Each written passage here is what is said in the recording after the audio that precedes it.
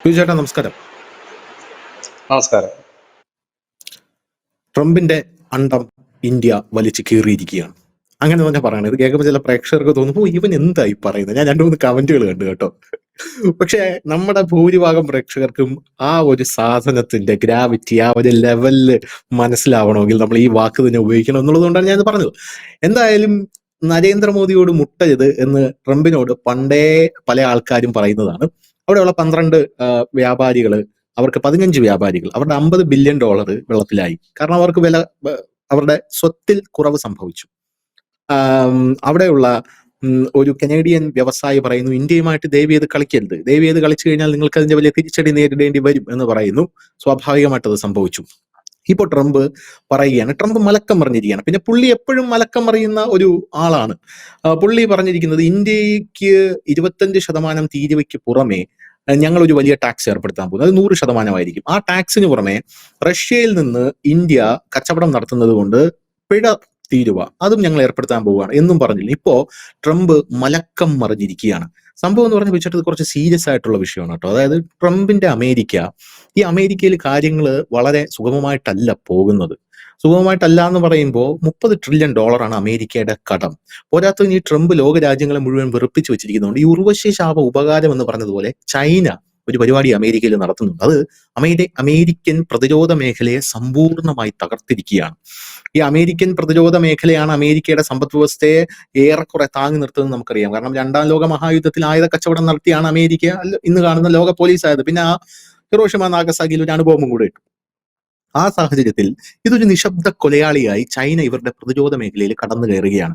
അപ്പൊ ഞാൻ ഇന്നലെ ഈ വാർത്ത കണ്ടപ്പോൾ ഞാൻ വിചാരിച്ചു ചുമ്മാ തള്ളായിരിക്കും എന്ന് വിചാരിച്ചു. പക്ഷെ അങ്ങനെയല്ല. ഈ ചൈനയുടെ ചില നീക്കങ്ങൾ US-ന്റെ പ്രതിരോധ മേഖലയിൽ വലിയ രീതിയിലുള്ള ചലനം സൃഷ്ടിക്കുന്നുണ്ട്. വാൾ സ്ട്രീറ്റ് ജേർണലിന്റെ റിപ്പോർട്ടാണിത്, US-ന്റെ പ്രമുഖ മാധ്യമങ്ങൾ. അതായത് US-ന്റെ വിവിധ സ്ഥാപനങ്ങളുടെ ബോർഡ് റൂമുകളിലും സംഭരണ കേന്ദ്രങ്ങളിലും ആയുധ നിർമ്മാണ ഫാക്ടറികളിലുമൊക്കെ അതിന്റെ പ്രത്യാഘാതം നിലവിൽ ഉണ്ടായി തുടങ്ങിയിട്ടുണ്ട്. US-ന് പുതിയ ആയുധങ്ങൾ ഉണ്ടാക്കാൻ സാധിക്കുന്നില്ല. എന്തുകൊണ്ടാണ് ആയുധം ഉണ്ടാക്കാൻ സാധിക്കാത്തത്? അത് മിസൈല്, ഡ്രോണ്, യുദ്ധവിമാനങ്ങൾ, റഡാർ സംവിധാനങ്ങൾ എന്ന് വേണ്ട US-ന്റെ പ്രതിരോധ സംവിധാനങ്ങൾ മുഴുവൻ ചൈനീസ് ഒരു നീക്കം കൊണ്ട് തകർന്ന് തരിപ്പണമായിരിക്കുകയാണ്.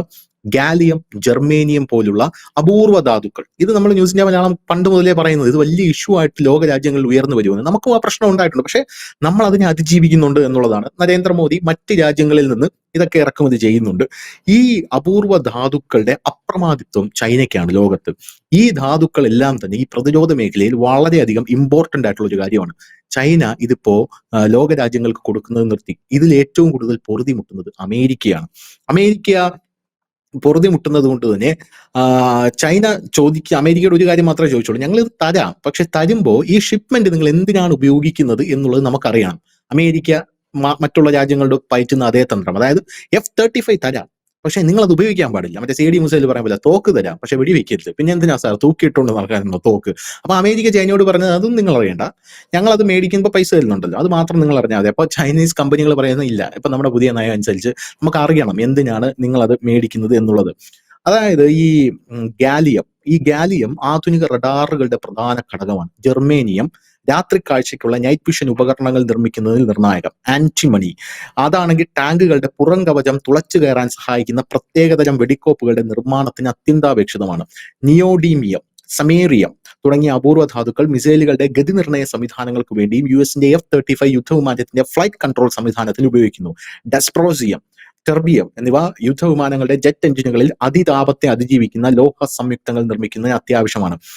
ഗ്യാദലിയം എന്ന് പറഞ്ഞൊരു മൂലകമുണ്ട്. ഇത് യുദ്ധക്കപ്പലുകൾ, അന്തർവാഹിനികൾ എന്നിവ ഉപയോഗിക്കുന്ന സോണാർ നിരീക്ഷണ ഉപകരണങ്ങളുടെ നിർമ്മാണത്തിലാണ് ഇത് ഉപയോഗിക്കുന്നത്. അപ്പൊ ഇത്രയും അപൂർവ ധാതുക്കൾ അമേരിക്കയ്ക്ക് കിട്ടുന്നില്ല. ഇത് ചൈന പിടിമുറുക്കുകയാണ്. അപ്പൊ അമേരിക്കയ്ക്ക് അപകടം മനസ്സിലായിട്ടുണ്ട്. പോരാത്തതിന് വേറൊരു പ്രധാനപ്പെട്ട അപകടം അമേരിക്ക കാണുന്നത്, ഈ ഒരു സാഹചര്യത്തിൽ റഷ്യ ഒരു വമ്പൻ നീക്കം ഇപ്പുറത്തെ സൈഡിൽ നടത്തുന്നുണ്ട്. ഈ ട്രംപ് എല്ലാവരെയും വെറുപ്പിക്കുമ്പോൾ ആ നീക്കത്തിന് വലിയ സപ്പോർട്ട് കൊടുക്കുന്നത് ഇന്ത്യയാണ്. കഴിഞ്ഞ ദിവസം ഈ അമേരിക്ക ഇന്ത്യക്ക് ഇങ്ങനെ തീരുവ ചുമത്തിയപ്പോൾ തന്നെ റഷ്യ സാഹചര്യം മുതലെടുക്കാനാണ് വന്നതെന്നാണ് അമേരിക്ക പറഞ്ഞത്.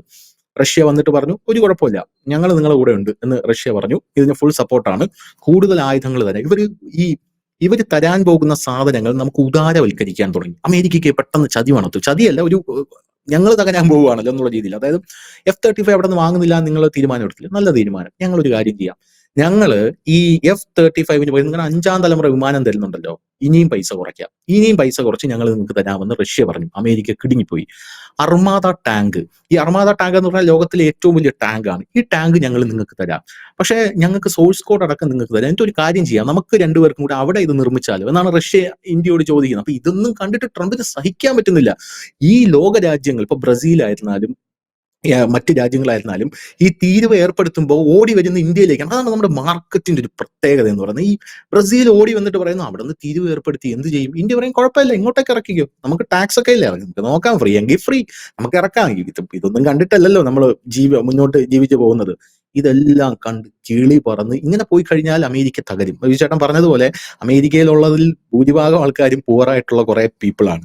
അപ്പോൾ മിഡിൽ ക്ലാസ് ആൾക്കാരുണ്ട്, അവരുടെയൊക്കെ പോക്കറ്റ് കീറും എന്ന് ട്രംപിന് മനസ്സിലായിട്ട് ട്രംപ് പറയുകയാണ്, ഇല്ല, തീരുവ ഇപ്പം ഏർപ്പെടുത്തുന്ന കാര്യത്തിൽ ഞങ്ങളൊരു തീരുമാനമാക്കിയിട്ടില്ല എന്ന് ട്രംപ്. ഇന്നലെ ട്രംപ് പറഞ്ഞ എന്താ അറിയോ? ഇയാൾ നമ്മളെ ചങ്കൊന്നുമല്ല, ജസ്റ്റ് ഒരു സുഹൃത്ത്, നരേന്ദ്രമോദിയെ കുറിച്ച് പറഞ്ഞതാ. ഇന്ന് അങ്ങനെയല്ല പറയുന്നത്. ഇന്ന് പറയുന്നത് ഇന്ത്യ, അയ്യോ എന്റെ ഇന്ത്യ എന്നത്, എന്റെ ഇന്ത്യ, മൈ പ്രൗഡ് എന്നൊക്കെ പറഞ്ഞാണ് ട്രംപ് പറഞ്ഞുകൊണ്ടിരിക്കുന്നത്. ഇയാളുടെ ഈ മനംമാറ്റത്തിനുള്ള പ്രധാനപ്പെട്ട കാരണം ഞാൻ ഈ പറഞ്ഞ ഘടകങ്ങളിൽ ഊന്നിയിട്ടുള്ളതാണോ, അല്ലെങ്കിൽ മറ്റെന്തെങ്കിലും ഒരു തന്ത്രം ഇതിന്റെ പിന്നിൽ ട്രംപ് ഒളിപ്പിച്ചു വെച്ചിട്ടുണ്ടോ? കഴിഞ്ഞ ദിവസം പറഞ്ഞ പോലെ രഹസ്യമായി ചതിക്കുന്ന രാജ്യമാണ് ചൈനയെങ്കിൽ പരസ്യമായി ചതിക്കുന്ന രാജ്യമാണ് അമേരിക്ക എന്ന് പറയുന്നത്. വേറെ എന്തെങ്കിലും ചതി ഇതിന്റെ പിന്നിലുണ്ടോ, അല്ലെങ്കിൽ ട്രംപ് നരേന്ദ്രമോദിയുടെ മുമ്പിൽ മുട്ടുകുത്തിയതാണ്? എന്താണ്? ഇത് രണ്ട് പ്രസ്താവനകൾ ഇന്നലെ വന്നിരുന്നു. ഈ താരിഫ് ഇന്ത്യക്ക് ചുമത്തുന്നതുമായി, ഇന്ത്യക്ക് മാത്രമല്ല, അതിൽ ഞാൻ ആദ്യത്തെ ഒരു പ്രസ്താവന വായിക്കാം. നിക്കി ഹേലി എന്ന് പറയുന്ന ഐക്യരാഷ്ട്രസഭയിലെ അമേരിക്കയുടെ അംബാസഡറാണ്. അവരാണ് ഈ ഇന്ത്യ അമേരിക്ക ബന്ധത്തിനെ ഏറ്റവും കൂടുതൽ സ്വാഗതം ചെയ്യും, സപ്പോർട്ട് ചെയ്യും, അതിനു വേണ്ടിയുള്ള കാര്യങ്ങളൊക്കെ നിയന്ത്രിക്കുകയും പറയുകയൊക്കെ ചെയ്തുകൊണ്ടിരുന്ന ഒരു അംബാസഡർ കൂടിയാണ് ഈ നിക്കി ഹേലി. നിക്കി ഹേലിയുടെ പല പ്രസ്താവനകളും പല ഇതിനെക്കുറിച്ചും വളരെ ഫേമസ് ആണ്, അത് ചർച്ച ചെയ്യപ്പെടുന്നതുമാണ്. അപ്പോൾ അവര് കഴിഞ്ഞ ദിവസം പറഞ്ഞ ഒരു കാര്യം, ഈ ഡൊണാൾഡ് ട്രംപ് ചെയ്യുന്ന ഏറ്റവും വലിയ മണ്ടത്തരങ്ങൾ ഒന്നാണ് ഇന്ത്യയെ പിണക്കുന്നത്. അതിന്റെ കാരണം, ഇന്ത്യയെ പിണക്കുക എന്ന് പറഞ്ഞു കഴിഞ്ഞാൽ ഇന്ത്യ ഇപ്പോൾ ഒരു സഖ്യകക്ഷിയാണ് അമേരിക്കയുടെ. അതായത് എല്ലാ തരത്തിലും ഒരു ബന്ധമുള്ള ഒരു സഖ്യകക്ഷിയാണ്, ആയുധ പങ്കാളി കൂടിയാണ്. ഈ ഒരു സാഹചര്യത്തിൽ അവരെ പിണക്കിയാൽ നിങ്ങൾ ചെയ്യുന്നത് നിങ്ങളുടെ ആജീവനാന്ത അല്ലെങ്കിൽ ആജന്മ ശത്രുവായ ചൈനയെയാണ് നിങ്ങൾ വളർത്തുന്നത്. കാരണം ഇപ്പോൾ ഈ ചൈനയ്ക്ക് ഒരു 90 ദിവസത്തേക്ക് ടാക്സ് വർദ്ധിപ്പിച്ചത് സസ്പെൻഡ് ചെയ്ത് നിർത്തിയിട്ടുണ്ട്. പക്ഷെ ഇന്ത്യക്ക് താരിഫ് കൊടുത്തു. ഇതുമൂലം വരുന്നത് ഇന്ത്യയുമായിട്ടുള്ള ബന്ധം വഷളാകും, ചൈനയ്ക്ക് അതൊരു വലിയ മുതൽക്കൂട്ടായി മാറും. ആ ചൈന ആഗോള മേധാവിത്വത്തിന് വേണ്ടി ശ്രമിക്കുന്നതാണ്, അതുകൊണ്ട് അത് വിഷയമാകും. അതുകൊണ്ട് നിങ്ങൾ ഈ പണി ചെയ്യരുത്. കാരണം ഇന്ത്യയുമായിട്ട് ഉടക്കിയാൽ നിങ്ങൾക്ക്, കാരണം ചൈനയെ വെട്ടുക എന്നുള്ള ഒരു ഇതിനാണ് ആ മേഖലയിലെ പ്രബലമായ ഇന്ത്യയുമായിട്ട് അമേരിക്ക ഇത്രത്തോളം അടുത്ത് നിൽക്കുന്നില്ല. നമ്മൾ രക്ഷപ്പെടുത്തണമെന്ന് സാഹിബിന് വലിയ ആഗ്രഹമൊന്നും ഇല്ലല്ലോ. അപ്പം അങ്ങനെയാണ് അവർ നിൽക്കുന്നത്. അപ്പം ആ ഒരു സാഹചര്യത്തിൽ ഇന്ത്യയെ പിണക്കി കഴിഞ്ഞാൽ സംഭവിക്കാൻ പോകുന്ന ഒരു പ്രധാനപ്പെട്ട കാര്യം എന്ന് പറഞ്ഞു കഴിഞ്ഞാൽ സ്വാഭാവികമായി തന്നെ അത് ചൈനയുടെ വളർച്ചയ്ക്ക് ഇടവ് നൽകും. അതുകൊണ്ട് അത് ചെയ്യരുത്, കൈവിട്ട് പോയി കഴിഞ്ഞാൽ തിരിച്ചു പിടിക്കുക പ്രയാസകരമാകും എന്ന് പറഞ്ഞിരുന്നു. അത് മാത്രമല്ല, ധനുഷ് ഇപ്പോൾ പറഞ്ഞ ഒരു കാര്യം കൂടിയുണ്ട്. അവരുടെ ആയുധ വിപണിയെ തന്നെ നിയന്ത്രിക്കുന്ന ചൈനയുടെ റയർ മെറ്റൽസുകൾ അത് ചൈന കൊടുക്കാതെയും കൂടെ വന്നു കഴിഞ്ഞപ്പോൾ അപകടം ട്രംപ് മണത്തു തുടങ്ങിയിട്ടുണ്ട്.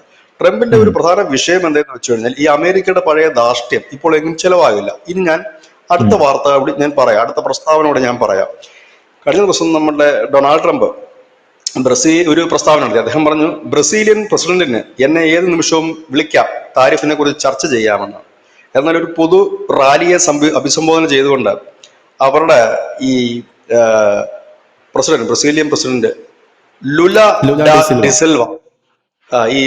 ഡിസിൽവ ഒരു പ്രസ്താവന. ലുല ഡിസിൽവ പറഞ്ഞു, ഞാൻ ആരെങ്കിലും വിളിക്കുകയാണെങ്കിൽ അത് ചൈനീസ് പ്രസിഡന്റ് ഷീ ജിൻപിങ്ങിനെയോ നരേന്ദ്രമോദിയോ ആയിരിക്കും.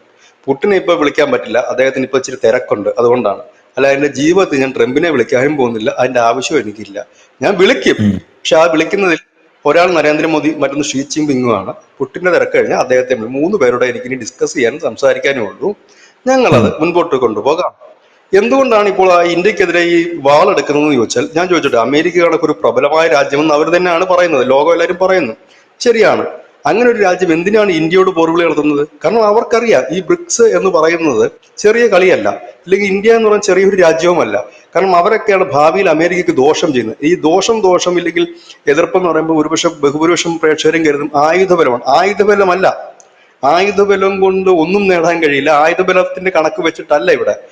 കാരണം സാമ്പത്തികം തന്നെയാണ്. ആയുധബലം വെച്ചാണ് റഷ്യയാണ് ടോപ്പ് എന്ന് നമുക്ക് പറയാൻ പറ്റും. റഷ്യയും ടോപ്പ് ആണല്ലോ. പക്ഷെ സാമ്പത്തികമാണ് ഒരു രാജ്യത്തെ മുമ്പോട്ട് നയിക്കുന്നത്. ഇപ്പം നമ്മുടെ രാജ്യത്തിന് കുറെ അന്തർവാഹിനികളും കാര്യങ്ങളും മാത്രം പോരല്ലോ. ജനത്തിന്റെ വയറ്റിലേക്ക് രാവിലെ ഓരോ മിസൈൽ എടുത്തിടാൻ പറ്റത്തില്ല. അവർക്ക് ഭക്ഷണം കഴിക്കണം, ആ രാജ്യം മുമ്പോട്ട് പോകണം, ജനങ്ങൾ മുമ്പോട്ട് പോകണം. അപ്പം സാമ്പത്തികം തന്നെയാണ് പ്രധാനം. സാമ്പത്തികം ഇല്ലെങ്കിൽ ഒന്നുമില്ല. എത്ര പ്രബലനാണെന്ന് പറഞ്ഞാലും ഒന്നുമില്ല.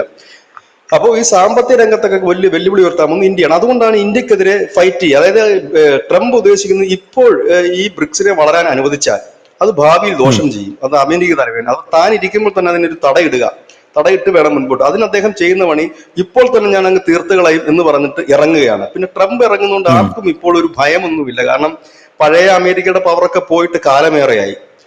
പിന്നെ അത് മാത്രമല്ല, ട്രംപ് ഇറങ്ങിയുകൊണ്ട് ഇതുവരെ ഒരു കാര്യം സോൾവ് ആയിട്ടുമില്ല. ഗാസയിലെ പ്രശ്നം പോലും അവർക്ക് സോൾവ് ആക്കാൻ പറ്റില്ല. അവരുടെ വലങ്കൈ ആയിട്ടുള്ള നിൽക്കുന്ന ഇസ്രയേല്, മറുഭാഗത്ത് ഖത്തർ ഉൾപ്പെടെ ട്രംപിനോട് അനുകൂലമായി നിൽക്കുന്ന രാജ്യങ്ങൾ ഇത്രയും പേര് അഞ്ഞു പിടിച്ചിട്ട് ഗസയെ ഒന്ന് ശാന്തമാക്കാനും ഒന്നും സംഭവിച്ചിട്ടില്ല. ഇറാനുമായിട്ടുള്ള ക്ലാഷ് അവസാനിച്ചിട്ടില്ല. അവിടെ എന്താണ് ട്രംപ് ചെയ്തതെന്ന് ഇപ്പോഴും വലിയ സംശയമാണ്. കാരണം ഈ കുറെ സ്ഥലത്ത് ബോംബിട്ടതല്ലാതെ അതുകൊണ്ട് എന്താണ് ഗുണം വന്നതെന്നുള്ളത് ആർക്കും അറിയില്ല. അവിടെ എന്തെങ്കിലും നശിപ്പിച്ചോ, അവരുടെ അണവൊക്കെ എന്തെങ്കിലും നശിപ്പിച്ചോ, ഇല്ലെങ്കിൽ എന്തിനാണ് അത് ചെയ്തത് എന്ന് ആർക്കും മനസ്സിലാകുന്നില്ല. ഇനി രണ്ടാമത്തെ ഒരു കാര്യം, ഈ റഷ്യ ഉക്രൈൻ വാർ നിർത്തണം എന്ന് പറഞ്ഞിട്ട് അവിടെ അതിന് കാര്യം കേൾക്കുന്ന ലക്ഷണമില്ല. ഇപ്പോൾ ഏതായാലും റഷ്യയിലേക്ക് ഒന്ന് രണ്ട് പേരെ പറഞ്ഞു വിട്ടിട്ടുണ്ട് ട്രംപ്. ചർച്ച നടക്കുകയാണ്. റഷ്യയുമായിട്ട് ഇപ്പോൾ ട്രംപ് ചർച്ച നടക്കുന്നുണ്ട്. അതുപോലെ തന്നെ സെലൻസ്കിയും വിളിച്ചിട്ടുണ്ട്, യുദ്ധം എത്രയും പെട്ടെന്ന്. അപ്പൊ സെലൻസ്കിയുടെ ഒരു പ്രസ്താവന വന്നിട്ടുണ്ട്. സെലൻസ്കി പറയുന്നത് അമേരിക്ക ഇപ്പൊ ഞങ്ങളുടെ കട്ടക്ക് നിൽക്കുന്നുണ്ട്, യുദ്ധം അവസാനിപ്പിക്കണം എന്ന് ഞങ്ങളുടെ ആഗ്രഹം എന്നൊക്കെ പറയുന്നുണ്ട്. പക്ഷെ ട്രംപിന്റെ ഈ ഉടായ്പ കൊണ്ട് പുട്ടിന്റെ അടുത്ത് നിന്ന് പുട്ടിന് അത് വകവെച്ചു കൊടുക്കില്ല. അങ്ങനെ വകവെച്ചു കൊടുക്കണമെങ്കിൽ പുട്ടിന് നേരത്തെ ആകാമായിരുന്നു. ഈ 3 വർഷം നീട്ടേണ്ട കാര്യമില്ല. ട്രംപ് വരുമ്പോൾ തന്നെ, കാരണം ഈ ട്രംപ് 1-ാം വർഷം ട്രംപ് അധികാരത്തിൽ വരുന്നത് പുട്ടിന്റെ സഹായത്താലാണ്. പുട്ടിന്റെ ഇതൊക്കെ വച്ചിട്ടാണെന്നുള്ള ഒരു ആരോപണം ഇപ്പോഴും അമേരിക്ക നിൽക്കുന്നത്. അങ്ങനെ പുട്ടിനുമായി നല്ല ബന്ധമുള്ള ഒരാളാണ് ട്രംപ്. വേണമെങ്കിൽ പുട്ടിന് വേണം സമ്മതിച്ചു കൊടുക്കാമായിരുന്നു. ഇനി ഈ അമേരിക്ക ഇന്ത്യക്കെതിരെ ഉയർത്തുന്ന ആരോപണങ്ങൾ ഏതൊക്കെയാണെന്ന് നോക്കാം. അവർ പറയുന്നത് ഈ ഉക്രൈനിൽ നിന്ന് നമ്മൾ എണ്ണ വാങ്ങുന്ന ആദ്യമല്ല. ഈ യുദ്ധം തുടങ്ങിയ കാലം മുതൽ നമ്മൾ എണ്ണ വാങ്ങുന്നുണ്ട്. അന്നൊന്നും അമേരിക്കക്ക് യാതൊരു കുഴപ്പവും ഇല്ലായിരുന്നു. രണ്ടാമത്തെ കാര്യം, അവര് ഇനി അമേരിക്ക ഇപ്പോഴും റഷ്യയുടെ രസം എന്താ അറിയോ? ഏറ്റവും വലിയ രസം എന്താണ്, അമേരിക്കയും റഷ്യയുമായിട്ടുള്ള വ്യാപാരം ഈ വർഷം 23% വർദ്ധിച്ചു. അമേരിക്ക കച്ചവടം നടത്തുന്നുണ്ട് റഷ്യയായിട്ട്. അതാ ഞാൻ പറഞ്ഞു വരുന്നത്. ഈ റഷ്യയിൽ നിന്ന് ഇപ്പോഴും രാസവളങ്ങൾ ഉൾപ്പെടെ ഇറക്കുന്ന രാജ്യമാണ് അമേരിക്ക. ഇന്നലെ അത് മാധ്യമപ്രവർത്തകർ ട്രംപിനോട് ചോദിച്ചു, നിങ്ങൾ രാസവളങ്ങളും കാര്യങ്ങളും അങ്ങനെ സംഭവത്തെ കുറിച്ച് എനിക്ക് അറിയില്ല കേട്ടോ, ഞാനൊന്ന് അന്വേഷിക്കാം. സ്വന്തം രാജ്യത്ത് റഷ്യയിൽ നിന്ന് സാധനം ഇറക്കുന്ന അറിയത്തില്ലെന്നാണ് ട്രംപ് പറയുന്നത്. ഈ ട്രംപിന്റെ ഉടായിപ്പ് പണ്ടാണെങ്കിൽ ഇത് നടക്കും, ചോദ്യം ചെയ്യില്ലായിരുന്നു, അമേരിക്കക്കാരും ചോദ്യം ചെയ്യില്ല. ഇപ്പൊ മാധ്യമപ്രവർത്തകർ ട്രംപിനോട് ചോദിക്കുന്നു, നിങ്ങൾ ഇറക്കുന്നുണ്ടല്ലോ, എന്നിട്ട് നിങ്ങൾക്ക് എങ്ങനെ പറയാം? ഇനി 51% LPG അടക്കമുള്ളവ റഷ്യയിൽ നിന്നാണ് യൂറോപ്യൻ യൂണിയൻ രാജ്യങ്ങൾ വാങ്ങുന്നത്. അവരുടെ രാജ്യം തന്നെയാണല്ലോ ഈ തുർക്കി. അവരിപ്പോഴും നിർത്തിയിട്ടില്ലല്ലോ കാര്യങ്ങളൊന്നും. അപ്പൊ ഇവർക്കെല്ലാം വാങ്ങാം, ഇവരെല്ലാം ചെയ്യാം. ഇന്ത്യ എണ്ണ വാങ്ങിക്കഴിഞ്ഞാൽ മൂക്കിക്കയറ്റുമെന്നാണ് പറയുന്നത്. ഇതിനേക്കാൾ വലിയ സംഭവമാണ് ഇവിടെ. പ്രബലമായ അമേരിക്കയും ദുർബലമായ ഇന്ത്യയുമായിരുന്ന സാഹചര്യത്തിൽ പോലും ഇന്ത്യ അത് ചെവിക്കൊണ്ടിട്ടില്ല. നമ്മുടെ അന്നം പോലും മുട്ടിച്ചിട്ടുണ്ട് അമേരിക്ക. ഗോതമ്പ് തരാതെയും ഒക്കെ നമ്മളെ വലിയ ക്ഷാമത്തിലേക്ക് തള്ളിവിട്ടിട്ടുണ്ട്. അന്ന് നമ്മൾ വകവെച്ചു കൊടുത്തില്ല. അപ്പോഴാണ് ഇന്ന് എന്തായാലും ഇപ്പൊ എല്ലാവരും പറയുന്നത് ട്രംപിനെ പിണക്കി കഴിഞ്ഞാൽ വലിയ സംഭവം. അത് ഒരു ചെറിയ വിഭാഗമാണ്. അവരുടെ ഉദ്ദേശം നമുക്ക് എന്താണെന്നറിയാം. പിണക്കിയ വലിയ സംഭവമാണ്, നമ്മൾ തീരുമെന്നാണ്. ഇത് ആരോടെ പറയുന്നത്? പൊട്ടന്മാരാണ് ഇരിക്കുന്നത്. നമ്മളെല്ലാം ഇന്റർനാഷണൽ ആയിട്ടുള്ള ന്യൂസുകൾ കാണുന്നതും ഇപ്പോൾ സാമ്പത്തിക വശങ്ങളും സ്ഥിരതയും എന്നൊക്കെ ഉള്ളത് ചർച്ച ചെയ്ത് സാധാരണപ്പെട്ടവനും പോലും GDP എന്താണെന്ന് ഇപ്പോഴറിയാം, എന്താണ് അവിടുത്തെ ക്രൈസിസ് എന്നറിയാം. അല്ലാതെ പഴയ കണക്ക് വെറുതെ കാറടച്ച് വെടിവെച്ച് കഴിഞ്ഞിട്ട് കാര്യമില്ല എന്നറിയാം. ഈ ഒരു സാഹചര്യം കൂടി മുന്നിൽ കണ്ടുകൊണ്ടാണ് ഇപ്പോൾ ട്രംപ് ഒരു പടി പിന്നിലേക്ക് മാറിയിരിക്കുന്നത്. കാരണം ഇപ്പൊ അദ്ദേഹം പറഞ്ഞിങ്ങനെയാണ്, റഷ്യയുമായി ഞങ്ങൾ ചർച്ച നടത്തുന്നുണ്ട്, ആ ചർച്ച കഴിയുമ്പോഴത്തേന് ഇനി ഞങ്ങൾ താരിഫിനെ കുറിച്ച് ചിന്തിക്കൂ എന്ന് പറയുന്നു. രണ്ടാമത്തെ ഒരു കാര്യം, ഈ ചർച്ചകൾ കൊടുമ്പിരിക്കൊള്ളുന്നതിനിടയ്ക്കാണ് ഇന്നലെ അജിത് ഡോവൽ അവിടെ എത്തിയത്. നിർണായകമായ ചില കരാറുകളുടെ ഒരു അന്തിമ രൂപം നൽകാൻ വേണ്ടിയിട്ടാണ് അജിത് ഡോവൽ എടുത്തത്. പുട്ടിനെ കാണുമെന്നാണ് ഇപ്പോൾ ലേറ്റസ്റ്റ് വന്നിരിക്കുന്ന വാർത്ത. നേരത്തെ അദ്ദേഹത്തിന്റെ ഷെഡ്യൂളിനകത്ത് പുട്ടിനെ കാണുന്നതില്ലായിരുന്നു. അവിടുത്തെ ഉദ്യോഗസ്ഥന്മാരോടുള്ള ചർച്ചയാണെങ്കിൽ ഇപ്പോൾ പുട്ടിനെ കാണുന്നു എന്നുള്ളതാണ്. ഈ കാണും റഷ്യ പറഞ്ഞു കഴിഞ്ഞിരിക്കുന്നത്, ഞങ്ങളുടെ നിന്ന് എണ്ണ വാങ്ങുന്നവർ അവരുടെ ഇഷ്ടത്തിന് വാങ്ങുന്നു, അതിനകത്തൊന്നും നിങ്ങൾ കൈകടത്തേണ്ട കാര്യമില്ല, അതിനകത്ത് ആ ഒരു ഇടപാട് ഞങ്ങൾ സമ്മതിക്കില്ലെന്ന്. ഇവിടെ സംഭവിച്ചത് എന്താണെന്ന് ചോദിച്ചു കഴിഞ്ഞാൽ, ബ്രിക്സ് എന്ന് പറയുന്ന ഒരു രാജ്യത്തിനെ ശരിക്കും കരുത്തുറ്റതാക്കുന്ന ട്രംപിന്റെ ഈ തലതിരിഞ്ഞ നയമാണ്. കാരണം നയതന്ത്രം എന്ന് പറഞ്ഞാൽ നയത്തിലൂന്നിയുള്ള തന്ത്രമാണ്. ഒരു നല്ല നയം വേണം, നയചാരുത വേണം, എന്നാൽ മാത്രമേ അതിനെ ഭംഗിയായിട്ട് കൊണ്ടുപോകാൻ കഴിയൂ. അതല്ലാതെ വേണം. നയത്തിലാണ് അത് കൊണ്ടുപോകേണ്ടത്. അതൊക്കെ നരേന്ദ്രമോദി ഭംഗിയായിട്ട് അത് ചെയ്യുന്ന ഒരു വ്യക്തി കൂടിയാണ്. ഇവിടെ ട്രംപ് ചെയ്യുന്ന പരിപാടി എന്ന് വെച്ചാൽ പുള്ളി ഈ ഗുണ്ടായിസം കാണിക്കുകയാണ്. തന്റെ മസിൽ പവർ കാണിച്ചിട്ട് താൻ ഇപ്പൊ തകർത്ത് കളയും, താൻ പറഞ്ഞു കഴിഞ്ഞാൽ മറ്റേതാണ് മറിച്ചതാണ്. ഇപ്പൊ ഞാൻ പറഞ്ഞില്ലേ, ഈ രാജ്യത്തിന് അമേരിക്ക ഉപരോധം, ഇപ്പൊ ഇതിപ്പോ താരിഫല്ലേ, ഉപരോധം എത്രയോ നാളുകൾ നടത്തിയിരുന്നു ഈ രാജ്യത്ത്. എന്നിട്ട് എന്തെങ്കിലും ഈ രാജ്യം നശിച്ചു പോയോ? ഈ ട്രംപിനെ അനുകൂലിക്കുന്നവരാരും പട്ടണി കിടന്നില്ലല്ലോ, കിടന്നോ? ഇതൊക്കെ ഈ ഉപരോധത്തിനും അതിജീവിച്ചുകൊണ്ട് ഈ രാജ്യം എല്ലാ പൗരന്മാരെയും രക്ഷിച്ച കൂട്ടത്തിലാണ് ഇപ്പൊ ട്രംപിനെ അനുകൂലിക്കുന്നവർ ഈ രാജ്യത്ത് കിടക്കുന്നത്. പിന്നെ ഈ 13-ാം തീയതി നമ്മുടെ രാജ്യവ്യാപകമായി നമ്മുടെ ട്രേഡ് യൂണിയനുകൾ ഒരു സമരം പ്രഖ്യാപിച്ചിട്ടുണ്ട് ഈ ട്രംപിന്റെ താരിഫ് നയത്തിനെതിരായിട്ട്. കിസാൻ മോർച്ചയാണ് അത് പ്രഖ്യാപിച്ചത്. അത് കർഷക സംഘടനകളും ഇന്ത്യൻ ജനതയെല്ലാം ഒറ്റക്കെട്ടായിട്ട് നരേന്ദ്രമോദിക്ക് പിന്തുണ അർപ്പിച്ചുകൊണ്ട് നിൽക്കുകയാണ്. ഒരു കാരണവശാലും അനുവദിക്കരുത്, കാർഷിക മേഖലയിൽ കടന്നു കയറാൻ അനുവദിക്കരുത്, ക്ഷീരമേഖലയിൽ കടന്നു കയറാൻ അനുവദിക്കരുത് എന്നാണ് പറഞ്ഞിരിക്കുന്നത്. അത് പണ്ടേ കേന്ദ്ര സർക്കാർ തീരുമാനം എടുത്തത് അനുവദിക്കത്തില്ലെന്ന്.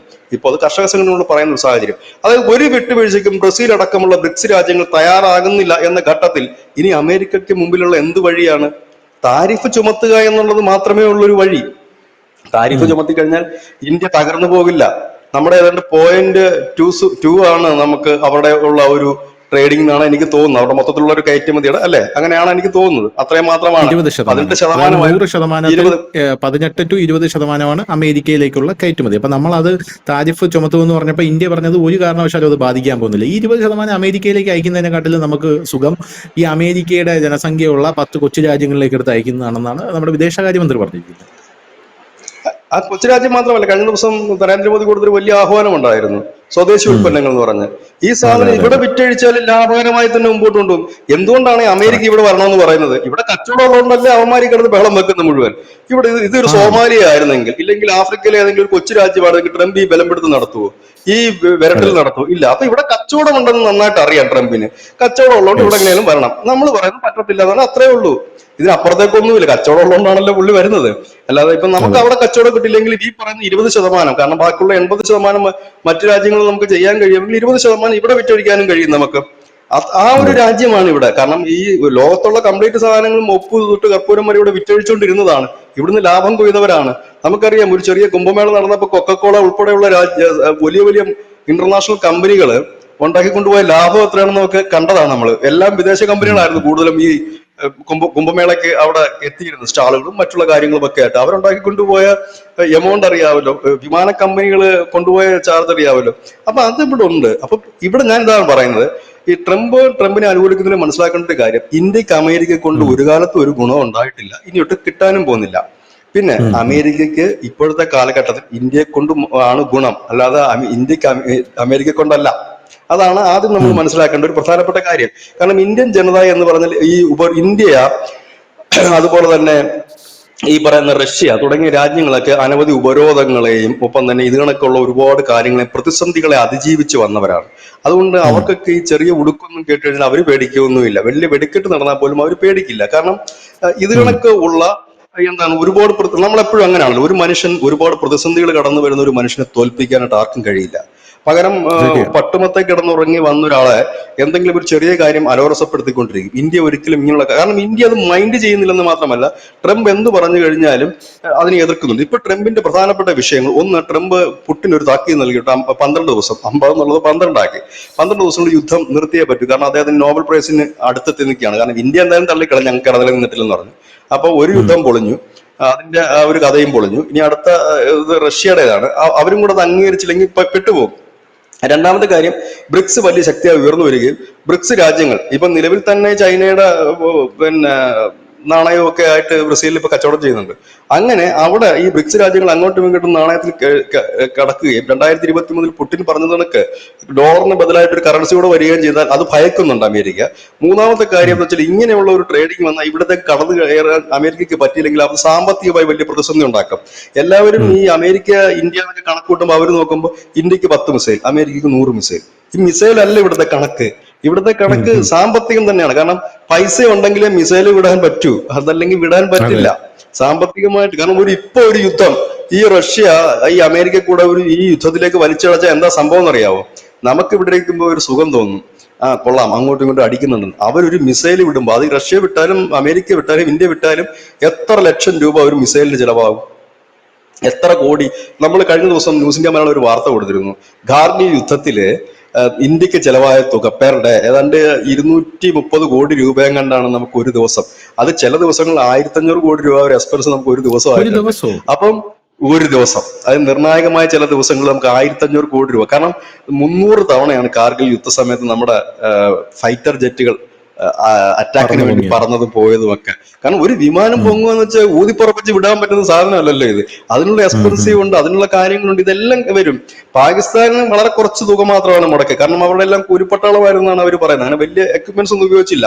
നമ്മളാണ് അതിന്റെ വലിയ ഉം. ഇത് ഉപയോഗിച്ച് നമുക്ക് അത്രയും തുകയാണ് നമുക്ക് ചെലവഴിച്ചത്. അപ്പോൾ അമേരിക്ക പോലൊരു രാജ്യം റഷ്യയുമായിട്ട് ഏറ്റുമുടുമ്പോൾ രണ്ട് രാജ്യത്തിനും ഉണ്ടാകാൻ പോകുന്ന സാമ്പത്തിക പ്രതിസന്ധി എന്തായിരിക്കും, സാമ്പത്തിക നഷ്ടം എന്തായിരിക്കും? ബ്രഹ്മോസ് വിട്ട് Correct. കഴിഞ്ഞപ്പോൾ നമ്മൾ പറഞ്ഞു 11 ബ്രഹ്മോസാണ് പാകിസ്ഥാനിൽ പതിച്ചത്. ഒരു ബ്രഹ്മോസിന്റെ വില കണക്ക് കൂട്ടിക്ക്, അത് അതെ വിടാനുള്ള അതെ അതെ എക്സ്പെൻസ് അതെ. കണക്ക് കൂട്ടിക്ക്. പിന്നെ ഇതെല്ലാം കാൽക്കുലേറ്റ് ചെയ്യപ്പെടും. ഇതെല്ലാം രാജ്യത്തിന്റെ ഉം. ഖജനാവിൽ തന്നെ പോകുന്നത്, ഡിഫൻസ് ബഡ്ജറ്റിൽ തന്നെ ഇത് പോകുന്നത്. അല്ലാതെ ഇവിടെ നമ്മൾ വിചാരിക്കുന്നത് കളിപ്പാട്ടക്കട കളിപ്പാട്ടം ഉണ്ടാക്കി വെച്ചിട്ട് ഇങ്ങനെ പറത്തി വിടുന്നതല്ല ഈ സാധനം.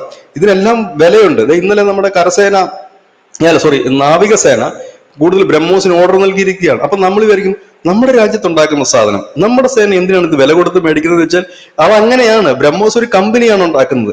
റഷ്യ അതെ, ഇന്ത്യ സിസ്റ്റം. സംയുക്ത സമരമായിട്ട് ബ്രഹ്മോസ് സിസ്റ്റം ഉണ്ടാക്കുന്നത്. അവിടെ ഇന്ത്യൻ നാവികസേനയ്ക്ക് ഇപ്പൊ സർക്കാർ അലോട്ട് ചെയ്തിട്ടുണ്ട് എത്രയോ കോടി രൂപ, 68,000 കോടിയാണെന്ന് എനിക്ക് തോന്നുന്നു ബ്രഹ്മോസ് വാങ്ങാൻ. അതെ കൂടുതൽ അതെ. ബ്രഹ്മോസ് അവർ അവിടുന്ന് പർച്ചേസ് ചെയ്യുന്നുണ്ട്. 1 അല്ല, ലക്ഷം കോടി ഇവരുടെയൊക്കെ രൂപ വിചാരം എന്താ തദ്ദേശീയ. അറിയോ? ഇവരുടെയൊക്കെ വിചാരം മറ്റേ തോമസ് ഐസക്ക് പറയുന്നത് പോലെ പൈസ നമ്മുടെ രാജ്യത്തില്ലെങ്കിൽ നോട്ട് അടിച്ചിറക്കണം. കാരണം ഇത് പേപ്പർ ഒരുപാട് കിടക്കുകയല്ലേ. അതുപോലെ ഇവരുടെയൊക്കെ വിചാരം എന്ന് പറഞ്ഞാൽ ഒരു ബ്രഹ്മോസ് തീരുമ്പോൾ നാവികസേനയ്ക്ക് ഓടിപ്പോയിട്ട് മറ്റേ ആയുധപ്പുര പോയിട്ട് അടുത്ത 2 എടുത്ത് തോളിലെടുത്ത് വെച്ചിട്ട് ഇങ്ങനെ കൊണ്ടുവരാന്നുള്ളതാണ്. അതങ്ങനെയൊന്നും അല്ല. കറക്റ്റായിട്ട് കൃത്യമായിട്ട് അതിന് കണക്കും കാര്യങ്ങളും പൈസയും എല്ലാം ആയിട്ട് സർക്കാർ അവർക്ക് അലോട്ട് ചെയ്തു. അതുകൊണ്ടാണ് നമ്മൾ ഇടയ്ക്കിടയ്ക്ക് പ്രതിരോധ വാർത്തകൾ കൊടുക്കുന്നത്. പ്രതിരോധ രംഗത്ത് മറ്റേ യോഗം ചേർന്നു, ഇത്ര തുക നാവികസേനയ്ക്ക് അലോട്ട് ചെയ്തു. ഇപ്പോൾ 1 ലക്ഷം കോടി രൂപയുടെ പ്രവർത്തനങ്ങൾ അതിർത്തിയിൽ നടത്താനായിട്ട് നമ്മൾ അലോട്ട് ചെയ്തിട്ടുണ്ട്. അതിൽ ഇത്ര കോടി രൂപ ഡ്രോൺ ഒരു സ്ക്വാഡിനെ രൂപീകരിക്കാനാണ് എന്നൊക്കെയുള്ള ഇത് വരുന്നത് കൃത്യമായിട്ട് അവർക്ക് അലോട്ട് ചെയ്ത് കൊടുത്തിട്ടുണ്ട്. നമ്മുടെ സൈന്യത്തിന്റെ ഏറ്റവും ഭയങ്കര രസകരമായിട്ടുള്ളത്, നമുക്ക് അഭിമാനം തോന്നുന്ന ഒരു പ്രവർത്തനം, ഇവർ ഇതിൽ ഒരു ബുള്ളറ്റ് പോലും വേസ്റ്റ് ആക്കുന്നില്ല എന്നുള്ളതാണ്. ഒരു ബുള്ളറ്റ് പോലും ഒരു അനാവശ്യമായിട്ട് ഉതിർക്കുന്നില്ല എന്നുള്ളതാണ്. ഇനി നമ്മുടെ പോലീസിന്റെ കാര്യമാണ്. നമ്മുടെ സംസ്ഥാന പോലീസ്, ഉം. ഇവർക്ക് ജീപ്പ് വേണം. നമ്മുടെ ഉം. രാജ്യത്തല്ലേ ജീപ്പ് ഉണ്ടാക്കുന്നത്, മഹീന്ദ്രയല്ലേ ജീപ്പ് അതെ ഉണ്ടാക്കുന്നത്. ഒരു 10 മുഖ്യമന്ത്രി അതെ. പിണറായി വിജയൻ പറഞ്ഞ 10 ജീപ്പ് കിട്ടുമല്ലോ. ചിലപ്പോൾ അങ്ങനെ ആയിരിക്കും ജനം കരുതുന്നത്. ഒരു 100 ജീപ്പ് ഉം. പോരട്ടെ നാളെ നമുക്ക് ഓടാനായിട്ട്, ബിൽഡിംഗ് പോരട്ടെ. അങ്ങനെയല്ല. ഇതിന് ഉപ്പ് തൊട്ട് കർപ്പൂരം വരെ ആ പോലീസ് സ്റ്റേഷനിൽ ഉപയോഗിക്കുന്ന പെൻ മുതൽ പേപ്പർ, ഇല്ലെങ്കിൽ അതിന്റെ കാർബൺ ഇതടക്കം ഉള്ളതിനെല്ലാം പേയ്മെന്റ് ചെയ്ത് തന്നെയാണ് വാങ്ങുന്നത്. നമ്മുടെ രാജ്യമാണ്, ഇതെല്ലാം അതെ. സിസ്റ്റമാണ് ഇതിനകത്ത് വരുന്നത്. അപ്പം നമ്മുടെ രാജ്യം ഒരു യുദ്ധത്തിൽ പോയാൽ നമ്മൾ പറയുന്നത് സാമ്പത്തിക പ്രതിസന്ധി നമുക്കും ബാധിക്കുമെന്ന് പറയാൻ കാരണം നമുക്കത് വലിയ എക്സ്പെൻസീവ്. ഇപ്പൊ നമ്മുടെ ഓപ്പറേഷൻ സിന്ദൂറിന്റെ ടോട്ടൽ എമൗണ്ട് പുറത്ത് വന്നിട്ടില്ല. ഏകദേശം നമ്മൾ ഒരു സിന്ദൂറിന്റെ ബ്രഹ്മോസിന്റെ വിലയെങ്കിലും നമുക്ക് കണക്കൂട്ടി നോക്കണ്ട. ഒരു ബ്രഹ്മോസിന് എത്ര രൂപയ്ക്കാണ് ഉം. മറ്റു ഉം. ഉം. രാജ്യങ്ങൾ ഉം. വാങ്ങുന്നത്, ആ ശരാശരി വില. കാരണം ഉം. ഇത് നിർമ്മിക്കാൻ ഒരു എക്യുപ്മെന്റ് വേണം, ഇല്ലെങ്കിൽ അത് ചെലവഴിക്കേണ്ട ഒരു സാധനമുണ്ട്. ഈ അതെ ഒരു അതെ അതെ അതെ, കറക്റ്റ്. സാഹചര്യത്തിലേക്കാണ് നമ്മൾ പോകുന്നത്. അപ്പം ഇത് ഒരു വലിയ പ്രതിസന്ധി സൃഷ്ടിക്കുക. അതാണ് ഞാൻ കഴിഞ്ഞ ദിവസങ്ങളിലെല്ലാം പറഞ്ഞത്. റഷ്യക്ക് വേണമെങ്കിൽ ഈ യൂറോപ്യൻ യൂണിയൻ രാജ്യങ്ങളെ, നാറ്റോ സഖ്യത്തെയൊക്കെ ഒറ്റയടിക്ക് ഈ യുദ്ധത്തിലേക്ക് വലിച്ചിടാൻ പറ്റും. റഷ്യ 1-2 മിസൈൽ വിട്ടുകഴിഞ്ഞാൽ സ്വാഭാവികമായി തന്നെ ഈ രാജ്യങ്ങൾ ഇങ്ങോട്ടേക്ക് ചാടിക്കഴിഞ്ഞാൽ അവരുടെ കയ്യിലേക്ക് സാമ്പത്തിക നഷ്ടം വരും. ഇതൊക്കെ അമേരിക്ക ഇതൊന്നും മനസ്സിലാക്കാതെ അവർ ബലം പിടിച്ച് നോക്കുകയാണ്, താൻ ഒരു സംഭവമാണ്. ഇതല്ല ട്രേഡിങ്. ട്രേഡിങ് എന്ന് പറഞ്ഞാൽ ഈ നിർബന്ധം പിടിച്ചും സമ്മർദ്ദം ചെലുത്തിയും ഒരിക്കലും നടക്കില്ല. ഇത് നഷ്ടം എല്ലാവർക്കും വരും. ഇന്ത്യക്കും വരും, കയറ്റുമതിയിൽ നഷ്ടം വരും. ചൈനയ്ക്കാണ് വലിയ നഷ്ടം വരുന്നത്. പക്ഷെ അതിനെ അതിജീവിക്കാൻ കഴിയും കുറച്ച് കഴിയുമ്പോൾ. ഇവിടെയാണ് അതിന്റെ പ്രശ്നം. അമേരിക്ക അതിജീവിക്കണം, കുറെ അധികം പാടുപെടേണ്ടി വരും. കാരണം ഉം. അത് കാരണം നമ്മളെ സംബന്ധിച്ച് നമ്മൾ വികസിത രാജ്യമല്ല, വികസ്വര രാജ്യമാണ്. വികസനത്തിലേക്ക് നീങ്ങിക്കൊണ്ടിരിക്കുന്ന ഒരു രാജ്യമാണ് അമേരിക്ക. വികസിത രാജ്യമാണ്. ആ ഒരു കാറ്റഗറി അവർക്ക്, ആ ഒരു സ്റ്റാറ്റസ് കോ അവർക്ക് നിലനിർത്തേണ്ടത് അനിവാര്യമാണ്. നമ്മുടെ പോലെയല്ല അവിടുത്തെ ഒരു കാര്യം. പിന്നെ ചൈനയുടെ വിപണി, ഇന്ത്യയുടെ വിപണി രണ്ടും രണ്ടാണ്. ഇന്ത്യയുടെ വിപണി എന്നത് ചലനാത്മകമായ ഒരു വിപണിയാണ്, എപ്പോഴും ചലിച്ചുകൊണ്ടിരിക്കുന്ന ഒരു വിപണിയാണ്, പർച്ചേസിംഗ് കപ്പാസിറ്റി ഉള്ള ജനമാണ്. ഇന്നലെ ഞാൻ എവിടെയോ ഒന്ന് വായിച്ചപ്പോൾ കണ്ടു, ഏതാണ്ട് 25 കോടി പേർക്ക് ഹൈ ആയിട്ട് പർച്ചേസിംഗ് കപ്പാസിറ്റി ഉള്ള ജനമാണ് ഇന്ത്യ കിടക്കുന്നത്. 140 കോടിയിൽ 25 കോടി പേർക്ക്, 140 അതെ കോടിയിൽ അതെ. 25 കോടി പേര് ഹൈ, അതായത് അമേരിക്കയിലുള്ള സമ്പന്നന്മാർക്ക് ഈക്വൽ ആണ്. അതിന് മുകളിലോ ഉം. ഈക്വൽ ആയിട്ടുള്ളവരാണ് ഇവിടെ കിടക്കുന്നത്. നമ്മൾ അറിയാത്ത ഉം. ഒരുപാട് സമ്പന്നന്മാർ നമ്മുടെ നാട്ടിൽ പോലും ഉണ്ട്. പലരും അറിയുമ്പോഴാണ്, ചിലർക്കൊക്കെ ഹെലികോപ്റ്റർ ഉണ്ടെന്നൊക്കെ ഇന്നലെയൊക്കെ ചില വാർത്തകൾ ചിലരെ കുറിച്ച് വരുമ്പോഴാണ് ഞാൻ അറിയുന്നത്, ഇങ്ങനെയൊക്കെയുള്ള ആൾക്കാർ ഇവിടെ ഉണ്ടോ, ഈ സ്വന്തമായിട്ട് ജെറ്റും ഒക്കെ ഉള്ളവരുന്നു. അപ്പൊ അങ്ങനെയൊക്കെയുള്ള ഒരുപാട് പണക്കാരും ഒക്കെ ഉണ്ട്. അപ്പം എന്താണ് പറയുന്നത്, ലോകത്തെ ഏറ്റവും ശക്തമായ വിപണി, ആ വിപണി കളഞ്ഞു കുളിക്കാൻ ട്രംപ് ഒരുങ്ങാതിരിക്കുകയാണ്. ട്രംപിന് നല്ലത്. അത് കൂടെ നിൽക്കുന്നവർ ഉപദേശിച്ചു കൊടുക്കുക. ഈ പറയുന്ന നിക്കി ഹേലിയെ പോലുള്ളവരൊക്കെ പറയുന്നത്. എന്നിട്ട് നിക്കി ഹേലി പറയുന്ന മറ്റൊരു കാര്യമുണ്ട്, ഈ ഇന്ത്യ വിറപ്പിച്ചോടെ കുഴപ്പം ഇന്ത്യൻ മഹാസമുദ്രത്തിലും ഇൻഡോ പസഫിക് മേഖലയിലുമൊക്കെ നമ്മുടെ സൈന്യത്തിന് തന്നെയാണ് അത് തിരിച്ചടി. കാരണം നമ്മൾ എന്തിനാണ് അവിടെ ഇന്ത്യയുമായിട്ട് ടൈപ്പ് ചെയ്തുകൊണ്ട് നമ്മുടെ കപ്പൽപ്പടകളും മറ്റുമൊക്കെ അവിടെ നിർത്തിയിരിക്കുന്നത്? ചൈനയുടെ വെല്ലുവിളി തടയാനാണ്. അപ്പം ചൈനയ്ക്ക് ഇളവ് കൊടുക്കുകയും ഇന്ത്യ പിണക്കുകയും ചെയ്ത് കഴിഞ്ഞാൽ പിന്നെ നമ്മൾ എവിടെ പോയിട്ടാണ് ഇവരെ തടയാൻ നിൽക്കുന്നത്? അതുകൊണ്ട് ആ ഒരു മണ്ടത്തരം നിങ്ങൾ കാണിക്കരുത് എന്ന് ട്രംപിന് പറഞ്ഞിട്ടുണ്ട്. പിന്നെ ട്രംപിനെ സംബന്ധിച്ച് വെളിവും വെള്ളിയാഴ്ച ഒന്നും ഇല്ലാത്തൊരു മനുഷ്യൻ. ഇന്നിപ്പോ രാവിലെ അദ്ദേഹം മാറ്റി വെച്ചിട്ടുണ്ട്, യു ടേൺ അടിച്ചിട്ടുണ്ട്. ഇപ്പൊ ഉടനെ ഞാൻ താരിഫ് ചെയ്യുന്നില്ല, ഞാൻ റഷ്യയുമായി ചർച്ച ചെയ്യുന്നു. ഒരു തീരുമാനമായി കഴിഞ്ഞാൽ ഉറപ്പായിട്ടും താരിഫ് പറയാമെന്നാണ് പറഞ്ഞത്. ഏതായാലും നമുക്ക് നാളത്തെ എന്താണ് ട്രംപിന്റെ നിലപാട് ഇന്ന് രാത്രിത്തെ എന്നുള്ളത് നമുക്ക് നാളെ അറിയാനേ കഴിയൂ. കാരണം എല്ലാ ദിവസവും നിലപാട് പറയുകയും വായി വരുന്നത് വിളിച്ചു പറയുകയും ഒക്കെ ചെയ്യുന്നു. എനിക്ക് പലപ്പോഴും തോന്നിയിട്ടുള്ളത് പല ആൾക്കാർ പറയുക കണ്ണടച്ച് തുറക്കുന്ന മുമ്പേ കാര്യങ്ങൾ നടത്തുന്നു. അതുപോലെ കണ്ണടച്ച് തുറക്കുന്ന മുമ്പേ നിലപാട് മാറ്റി നിർത്തുന്നതാണ് ട്രംപ്. അല്ല, നമ്മുടെ നാട്ടിലൊക്കെ നമ്മൾ ഈ ഫേസ്ബുക്ക് യൂസ് ചെയ്യുന്നവരാണ് ഭൂരിപക്ഷം പേര്. അപ്പൊ ഫേസ്ബുക്കിൽ ഈ പലരും പോസ്റ്റുകൾ എഴുതിയിടാറുണ്ട്. ചിലപ്പോൾ പറയും ഞാനിന്ന് തുമ്മി, ഇല്ലെങ്കിൽ ഞാനിന്ന് കുളിക്കാൻ പോയി, അതുപോലും എഴുതി ഇടുന്നവരുണ്ട്. അതിനൊക്കെ ലൈക്കും എന്ന് പറഞ്ഞ കണക്കാണ് ട്രംപിന്റെ ഈ സോഷ്യൽ ട്രൂത്ത് എന്ന് പറഞ്ഞ് കയറി കഴിഞ്ഞാൽ രാവിലെ പുള്ളി ഒരു ഡിസിഷൻ അങ്ങ് പറയുക, ഞാൻ കൂട്ടും താരിഫ്, ഇപ്പൊ തന്നെ കൂട്ടിയിരിക്കും. ഉച്ചയ്ക്ക് പറയാം ഞാൻ കൂട്ടുന്നില്ല, പിന്നെ കൂട്ടും എന്ന് പറയുന്നു. പിന്നെ വേറൊരു കാര്യമാണ് പുള്ളി പറയുന്നത്, അത് മുഴുവൻ കിടക്കുകയാണ് ഈ പോസ്റ്റ്, സോഷ്യൽ ട്രൂത്തിലെ പോസ്റ്റുകളെല്ലാം ഈ ഡെയിലി അപ്ഡേറ്റ് ചെയ്തുകൊണ്ടിരിക്കുകയാണ് ഈ ഫേസ്ബുക്കിൽ കയറി. ഇതിനൊക്കെ എവിടെ നിന്നാണോ എന്തോ ഇത്രയുള്ള ഐഡിയകൾ കിട്ടുന്നതും ഇങ്ങനെയൊക്കെയുള്ള കാര്യങ്ങൾ എന്താണ് സംഭവിക്കുന്നത് അറിയില്ല. എന്തായാലും കാത്തിരിക്കാം. ഇന്ത്യ എന്തായാലും ഇതൊന്നും മൈൻഡ് ചെയ്യുന്നില്ല. നമ്മൾ റഷ്യയിൽ നിന്ന് കൂടുതൽ എണ്ണ വാങ്ങാനും തീരുമാനിച്ചിട്ടുണ്ട്. വയസ്സായൊക്കെ വരെയല്ലേ, 80 വയസ്സൊക്കെ കഴിഞ്ഞെന്നാണ് ഞാൻ അറിയുന്നത്. ഈ വയസ്സാവും തോറും ഈ ആൾക്കാർ കൊച്ചു പിള്ളേരെ പോലെ ആവും, വാർദ്ധക്യത്തിൽ കൊച്ചു കുട്ടികളെ പോലെ ആകും എന്നുള്ളതാണല്ലോ നമ്മുടെയൊക്കെ വലിയ വലിയ കാരണവന്മാരൊക്കെ പറയുന്നത്, അവരുടെ എക്സ്പീരിയൻസ് കൊണ്ടും കാര്യങ്ങളും കൊണ്ടും. അതുകൊണ്ട് ഈ വയസ്സാവുന്ന ഒരു സാഹചര്യത്തിൽ ഉണ്ടാകുന്ന ആ ഒരു മതിഭ്രംശമാണ് എന്നുള്ള രീതിയിൽ കണ്ട് നമുക്കത് ഓണവും വിഷുവും പോലെ അങ്ങ് ആഘോഷികളെ എന്നുള്ളത് മാത്രമാണ് ഇതിൽ നമുക്ക് ചെയ്യാൻ പറ്റുന്നതെന്നാണ് എനിക്ക് തോന്നുന്നത്. നമ്മുടെ നാട്ടിലൊക്കെ ചില അമ്മുമ്മമാരൊക്കെ ഉണ്ട്. അമ്മുമ്മമാരെയൊന്നും നമ്മുടെ നാട്ടില് ഈ മക്കൾ കൂടെ നിർത്താറില്ല. എന്താണെന്ന് ചോദിക്കുമ്പോൾ വലിയ ശല്യമാണെന്നൊക്കെ പറയും. അപ്പൊ ചില ആൾക്കാർ പറയും അതൊക്കെ വയസ്സായ ആൾക്കാരല്ല, ഇനി അവർ മാറത്തില്ല, നമുക്ക് അതുമായിട്ട് അഡ്ജസ്റ്റ് ചെയ്ത് പോകാന്നുള്ളതേ ഉള്ളൂ എന്നുള്ള രീതി. പക്ഷെ അവർ കാര്യമായിട്ട് എന്തെങ്കിലും ചെയ്യൂ? ഒന്നും ചെയ്യത്തൂല്ല, പാവങ്ങളായി. അതുപോലെയാണ് ട്രംപിന്റെ കേസ് എന്നാണ് എനിക്ക് തോന്നുന്നത്. അതിൽ നമുക്ക് നോക്കാം. നാളെയും ട്രംപ് ഉറപ്പായിട്ടും ഈ നിലപാട് മാറ്റി. അപ്പൊ നമുക്കൊരു പുതിയ ചർച്ചയ്ക്ക്. താങ്ക് യു ചേട്ടാ, താങ്ക് യു സോ മച്ച്.